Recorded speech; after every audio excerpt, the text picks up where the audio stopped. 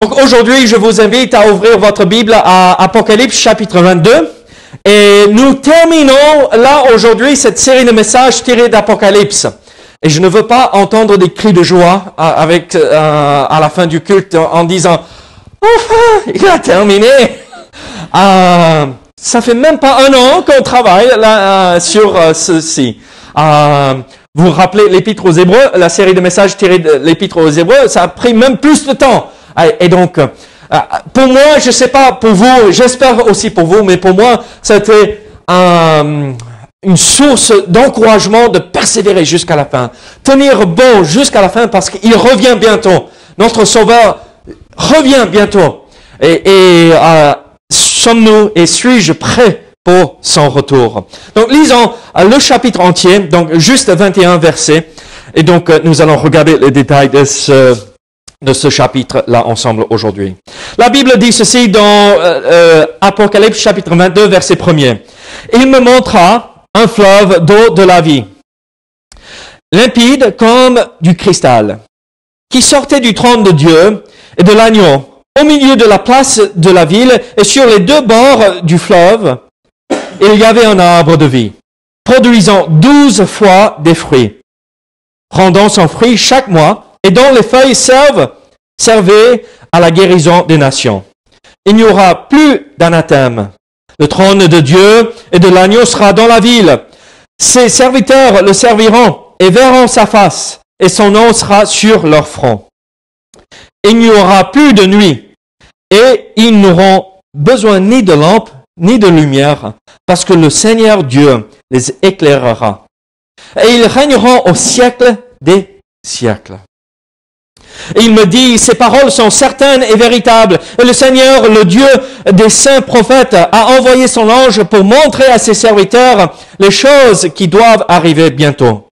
Et voici, je viens bientôt. Heureux celui qui garde les paroles de la prophétie de ce livre. C'est moi, Jean, qui ai entendu et vu ces choses. Et quand j'ai entendu et vu, je tombais aux pieds de l'ange qui me les montrait pour l'adorer. Mais il me dit, garde-toi de le faire. Je suis ton frère, je suis ton compagnon de service et celui de tes frères les prophètes et de ceux qui gardent les paroles de ce livre. Adore Dieu. Et il me dit, ne scelle point les paroles de la prophétie de ce livre, car le temps est proche. Que celui qui est injuste soit encore injuste, que celui qui est souillé se souille encore, et que le juste pratique encore la justice, et que celui qui est saint se sanctifie encore. Voici, je viens bientôt, et ma rétribution est avec moi, pour rendre à chacun selon ce qu'est son œuvre. Je suis l'alpha et l'oméga, le premier et le dernier, le commencement et la fin. Heureux ceux qui observent ces commandements, afin d'avoir droit à l'arbre de vie et d'entrer par les portes dans la ville.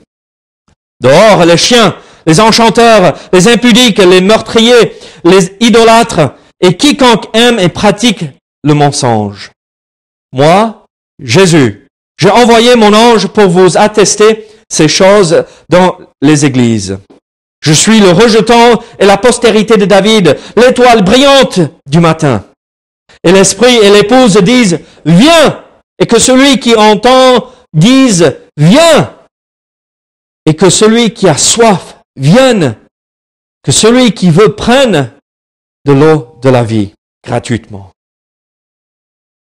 Je le déclare à quiconque entend les paroles de la prophétie de ce livre. Si quelqu'un y ajoute quelque chose, Dieu le frappera des fléaux décrits dans ce livre. Et si quelqu'un retranche quelque chose de ces paroles du livre de cette prophétie, Dieu retranchera sa part de l'arbre de la vie et de la ville sainte et des choses qui sont écrites dans ce livre. Celui qui atteste ces choses dit, oui, je viens bientôt. Amen. Viens Seigneur Jésus, que la grâce de notre Seigneur Jésus-Christ soit avec vous tous. Amen. Prions ensemble. Seigneur, merci pour le livre d'Apocalypse. Seigneur, merci, même que parfois on est passé par des moments, oh, c'est lourd tout ça. Parce que ça nous fait comprendre l'importance d'être prêt aujourd'hui, de t'attendre avec impatience, d'être prêt à entendre cette trompette qui sonnera un jour pour nous appeler, pour nous amener au ciel. Seigneur, aide-nous à être attentifs à cette dernière parole d'exhortation que tu nous donnes ici dans ce chapitre. Au nom de Jésus. Amen.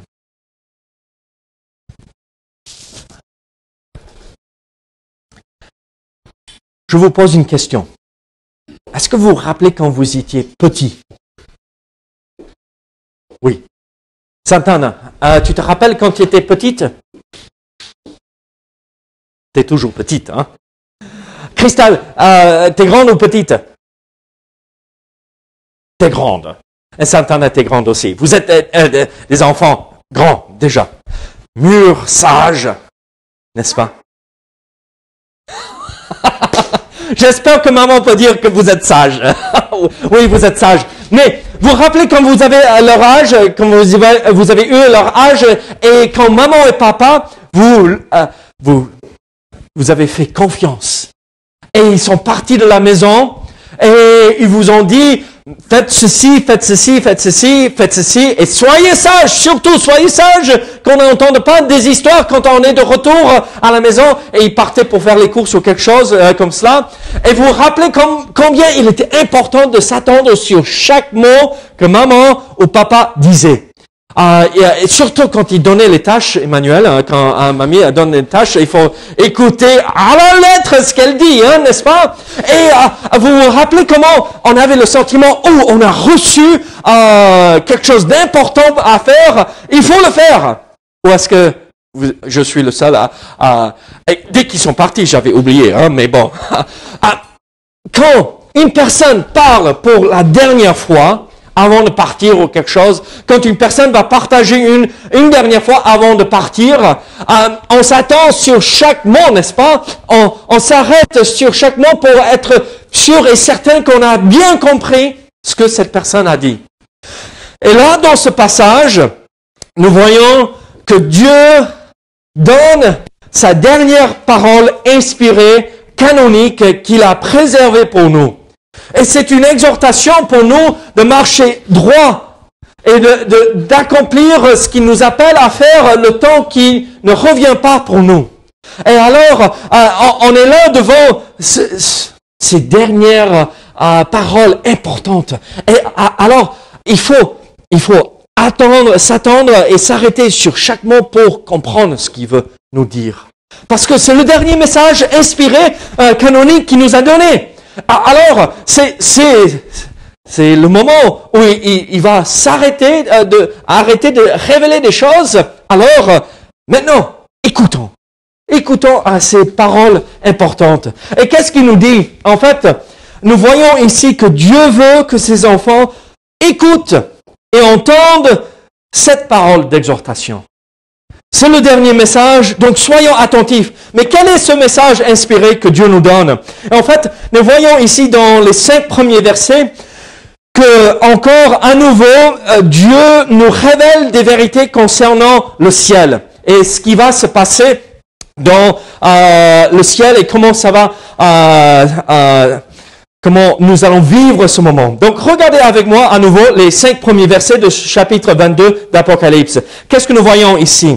Il dit, et il me montra un fleuve d'eau de la vie, limpide comme du cristal qui sortait du trône de Dieu et de l'agneau. Au milieu de la place de la ville et sur les 2 bords du fleuve, il y avait un arbre de vie, puis produisant 12 fois des fruits, rendant son fruit chaque mois et dont les feuilles servaient à la guérison des nations. Il n'y aura plus d'anathème. Le trône de Dieu et de l'agneau sera dans la ville. Ses serviteurs le serviront et verront sa face et son nom sera sur leur front. Il n'y aura plus de nuit et ils n'auront besoin ni de lampe ni de lumière parce que le Seigneur Dieu les éclairera. Ils régneront au siècle des siècles. Alors, quelle est cette scène qui s'ouvre devant nous ici ce matin?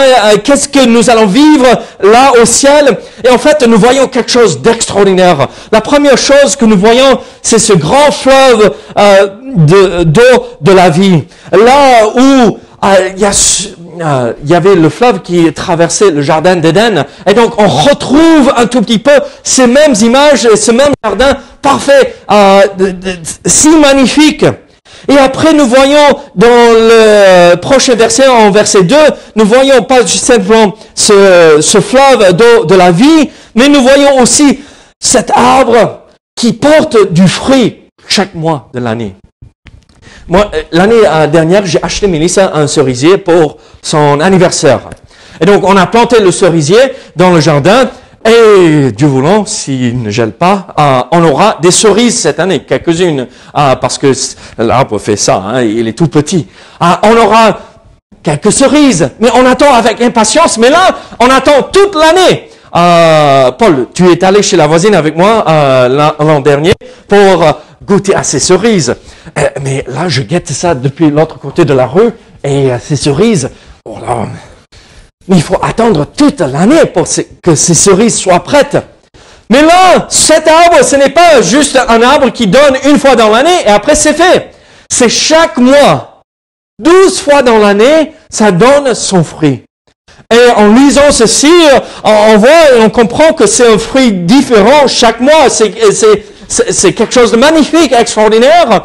Et alors, l'arbre ici symbolise, et pas que symbolise, mais nous montre, nous révèle la provision constante de Dieu.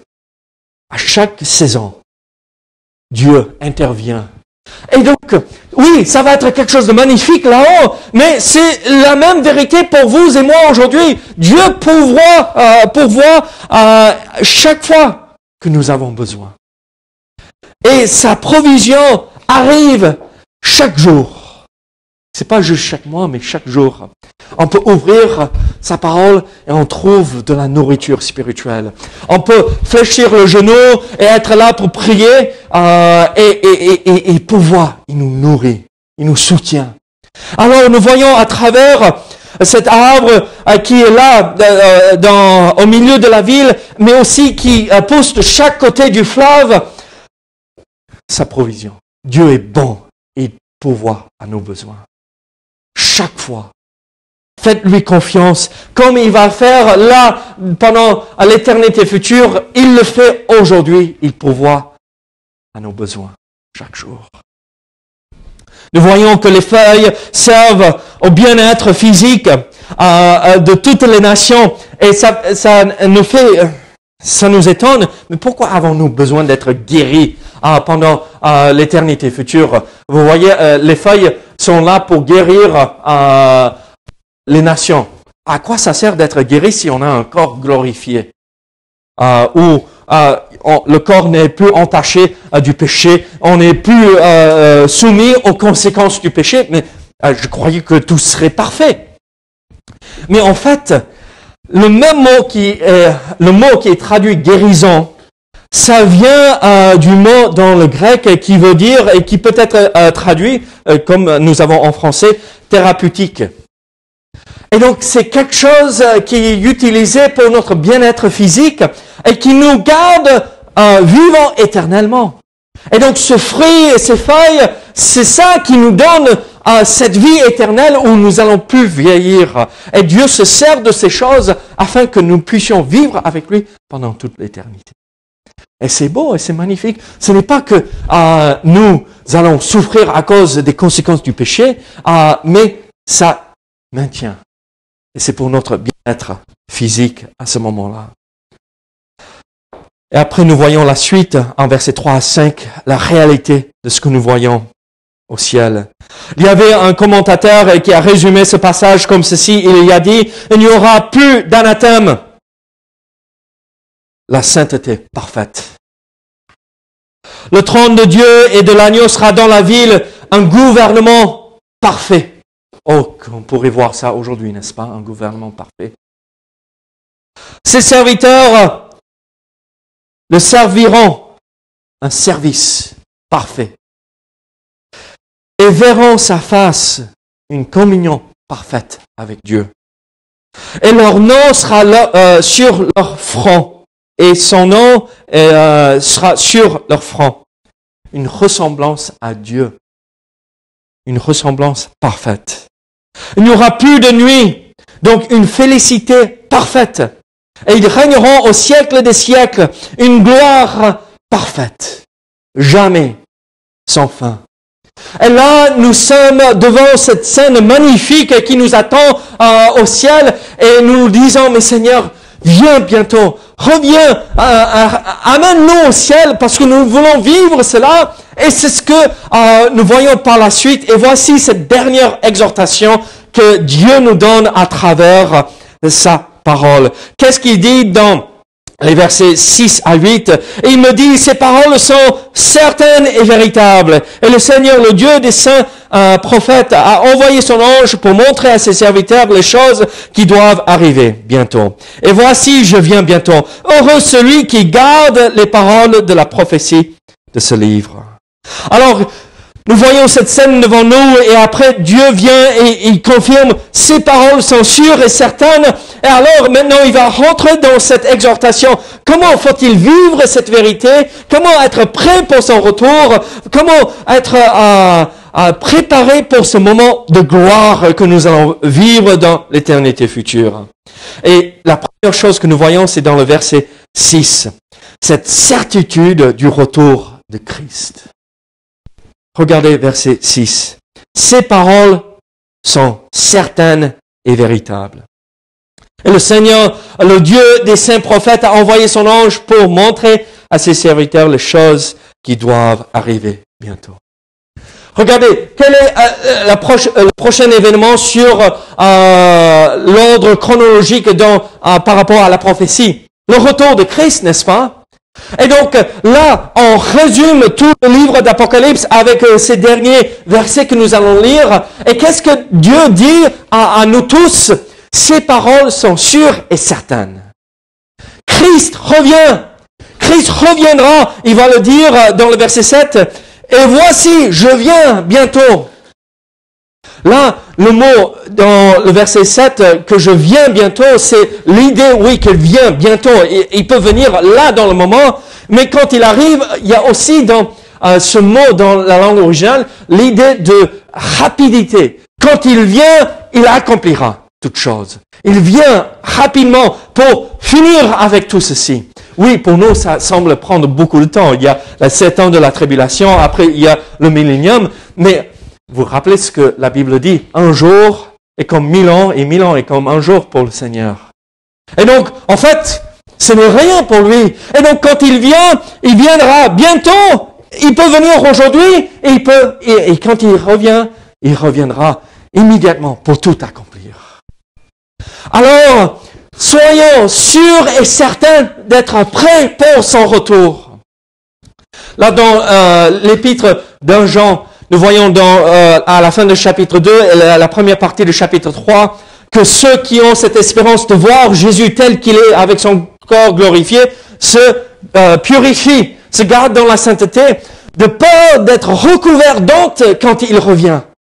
Et moi, je ne veux pas être là et j'entends le son de la trompette de l'archange là et l'appel, venez monter ici avec moi. Et je dis, et il me retrouve au milieu de quelque chose qui n'est pas bien. Et je me dis, oh mince, il m'a attrapé au pire moment. Je ne veux pas être recouvert d'honte quand je suis devant lui. Et l'impression que nous avons quand nous lisons ce passage, c'est que, oh non Seigneur, et on se cache derrière les autres parce qu'on ne veut pas qu'ils nous voient, parce qu'on a été attrapés en train de faire quelque chose qu'ils ne l'ont pas. Vivons dans cette chose qui est sûre et certaine. Christ revient. Il revient bientôt. Est-ce que cette semaine, si le Seigneur serait revenu, est-ce qu'on serait recouvert d'honte? Ou est-ce qu'on pourrait se tenir debout pas rempli d'orgueil, mais debout, avec confiance. Oui, je vis pour le Seigneur. Oui, je vis, j'ai ma vie en règle avec lui. Il revient. Soyons prêts pour son retour. Et c'est une parole sûre et certaine. Alors nous voyons, cette première exhortation, c'est une exhortation de vivre d'une façon sûre et certaine que le Seigneur revient. Et il vient bientôt. Mais nous voyons une autre exhortation pour nous et encouragement dans notre vie avec le Seigneur. Regardez versets 8 et 9. Nous allons revenir au verset 7. Ne vous inquiétez pas. Mais qu'est-ce que le verset 8 et 9 nous dit? C'est moi, Jean, qui ai entendu et vu ces choses. Et quand j'eus entendu et vu, je tombais aux pieds de l'ange qui me les montrait pour l'adorer. Mais il me dit, garde-toi de le faire, je suis ton compagnon de service et celui de tes frères les prophètes et de ceux qui gardent les paroles de ce livre. Adore Dieu. Alors, essayez de comprendre et imaginer avec moi ce qui se passe ici. Jean vient d'avoir ces visions, ces révélations extraordinaires. Il y a plusieurs fois dans le livre d'Apocalypse où nous voyons cette phrase « et j'ai vu ». Et j'ai vu. Et donc, Dieu donne à Jean cette vision, cette révélation des choses à venir. Mais moi, je ne sais pas si j'aurais pu tenir en revoyant tout cela. Mais Jean, quand il a été inspiré par Dieu de voir toutes ces choses-là, il a été bouleversé complètement. Et quand il entend l'ange qui révèle ces choses à lui, il est humain. Dans sa faiblesse, oh Seigneur, c'est trop grand, c'est trop merveilleux, et il va se prosterner, et l'ange le garde de le faire. Non, je suis comme toi, je suis un simple serviteur de Dieu. Mais quelle est l'exhortation que l'ange donne à la fin de verset 8?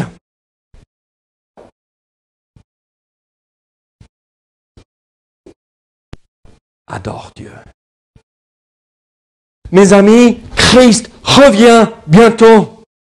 À nous d'adorer Dieu chaque jour de notre vie. L'exhortation ici, ne faites pas d'erreur. Soyez sûrs que nous adorons celui qui est digne de recevoir toute louange, tout honneur. Mais adorons Dieu parce qu'il est digne de le faire. Ce n'est pas qu'on est là en train de faire tout et n'importe quoi comme dans certaines, entre guillemets, églises. Mais louer et adorer, c'est louer et adorer Dieu d'une façon digne de notre Maître. Notre Dieu est un Dieu d'ordre, pas un Dieu de désordre. Et donc, soyons sûrs qu'on l'honore et on le glorifie et on l'adore d'une façon qui est acceptable. Alors, vous me connaissez, moi je suis pas, ça ne déborde pas chez moi, les émotions. On rigole depuis quelques semaines concernant ça, n'est-ce pas? Je vous ai dit, je suis, je vois quelque chose de joli, ou je vois mes enfants jouer dans le jardin, c'est joli. Les émotions sont tout plats chez moi. Je vois quelque chose de triste, et je reviens. Mais là, quand nous contemplons la grandeur, la majesté de notre Dieu, je ne peux pas m'empêcher, même si je ne le montre pas physiquement forcément, mais à l'intérieur de moi, c'est « Waouh, Dieu est bon! C'est mon sauveur, c'est mon Dieu, c'est mon ami, fidèle et tendre, qui est à mes côtés, qui ne m'abandonne jamais. Alors comment puis-je ne pas adorer mon Dieu? » On l'adore avec la bouche, et on l'adore en obéissant, par le service que nous le rendons. Donc, adorons notre Dieu. Alors, nous voyons ces deux exhortations. Soyons prêts pour cette chose sûre et certaine, le retour de Christ. Soyons sûrs que nous adorons Dieu et pas autre chose. Mais regardez verset 10, nous voyons ceci. En verset 10, il dit, et il me dit, ne scelle point les paroles de la prophétie de ce livre, car le temps est proche. Ne scelle point les paroles de la prophétie de ce livre. Vous vous rappelez ce qui s'est passé en Daniel, où Dieu avait inspiré Daniel, il lui avait donné ses prophéties, et qu'est-ce qu'il dit? Scelle ces paroles jusqu'à la fin, parce que c'est pas le moment. Mais ici, Dieu dit à Jean, ne scelle pas que tout le monde puisse lire et savoir ce qui va arriver, peuvent savoir ce qui va se passer à ce moment de la fin du monde. Et alors, pour moi, quand je vois ça, il dit ne scelle point les paroles, la prophétie de ce livre. Oui, il parle particulièrement de la prophétie de l'Apocalypse, mais tout ce livre, c'est la parole de Dieu. Et malheureusement, vous savez ce que nous faisons la plupart du temps, nous en tant que chrétiens, on ouvre la Bible, on l'a chez nous, on s'en sert de la Bible, on lit et tout cela, mais dès qu'on franchit le seuil de la porte de chez nous, qu'est-ce qui se passe? On le scelle. On ne partage pas. On ne garde que pour nous. Et alors, pour moi, je vois ici cette exhortation, ne scelle point les paroles de ce livre, de cette prophétie. C'est l'exhortation à proclamer la parole. La Bible nous dit dans 1 Corinthiens que la prédication de l'évangile est de la folie pour ceux du monde. Les gens vont croire qu'on est des fous. Mais ça va. Ça ne m'intéresse pas ce que les autres pensent de moi. Ce qui m'importe, c'est ce que Dieu pense de moi. Et croyez-moi, quand les gens comprennent le message de l'Évangile et comprennent l'importance de ce message, ils vont arrêter de croire qu'on est des fous. Hein? Pas qu'il faut faire des choses ridicules. Vous avez vu ces gens un peu... Non, on n'est pas comme ça, on est sage. On est sage, mais on proclame fidèlement la parole. Parce que c'est ce que Dieu nous demande de faire. Alors, qu'est-ce que nous voyons le plus? Nous voyons aussi une autre exhortation. Regardez verset 7 et après verset 11 à 16 et 17. Regardez verset 7. Heureux celui qui garde les paroles de la prophétie de ce livre. Regardez verset 11. Que celui qui est injuste soit encore injuste. Que celui qui est souillé se souille encore. Et que le juste pratique encore la justice. Et que celui qui est saint se sanctifie. Voici, je viens bientôt et ma rétribution est avec moi pour rendre à chacun selon ce qu'est son œuvre. Je suis l'alpha et l'oméga, le premier et le dernier, le commencement et la fin. Heureux ceux qui observent ces commandements afin d'avoir droit à l'arbre de vie et d'entrer par les portes dans la ville. Dehors, les chiens, les enchanteurs, les impudiques, les meurtriers, les idolâtres et quiconque aime et pratique le mensonge. Moi, Jésus, j'ai envoyé mon ange pour vous attester ces choses dans les églises. Je suis le rejetant, la postérité de David, l'étoile brillante du matin. Et l'esprit et l'épouse disent, viens. Et que celui qui entend dise, viens. Et que celui qui a soif vienne. Que celui qui veut prenne de l'eau de la vie gratuitement. Qu'est-ce que nous voyons ici dans ces versets que nous venons de lire? C'est cette exhortation, cet encouragement à l'obéissance. Verset 7, encore, heureux celui qui garde les paroles de la prophétie de ce livre. Garde, c'est le respecter, c'est d'obéir et de mettre en pratique ces choses. Et après, nous voyons à partir du verset 11, ce verset qui peut nous confondre, mais que celui qui est injuste soit encore injuste, que celui qui est souillé se souille encore. Mais est-ce que le Seigneur est en train de nous exhorter à continuer dans le péché? Non. En fait, ce qu'il est en train de dire ici, c'est que celui qui n'écoute pas la parole de cette prophétie, il va persévérer dans l'injustice. Il va persévérer dans le péché. Il va continuer à se souiller. Mais dès qu'il écoute, que celui qui est saint se sanctifie encore.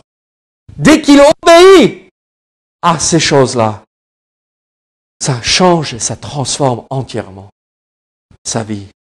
Alors mes amis, ne soyons pas que des chrétiens de dimanche, mais soyons des chrétiens qui obéissent et qui mettent en pratique la parole de Dieu.